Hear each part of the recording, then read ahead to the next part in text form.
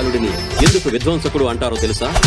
అధర్మం తన హద్దులు దాటినప్పుడు ఆయన తాండవం అన్నిటినీ నాశనం చేసి ఒక కొత్త ప్రారంభాన్ని తెస్తుంది. ఇప్పుడు ప్రపంచం మొత్తం శివాయి తాండవం చూడబోతోంది.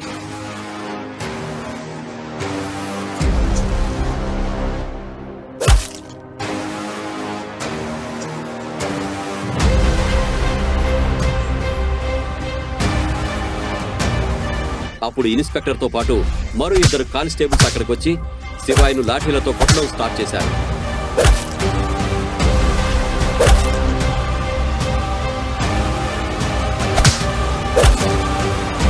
పాటిల్, వీడిని పైకి కట్టేయండి. ఈ ప్రశ్నలకు సమాధానాలు తెలుసుకోవాలంటే నెక్స్ట్ ఎపిసోడ్ వినాల్సిందే.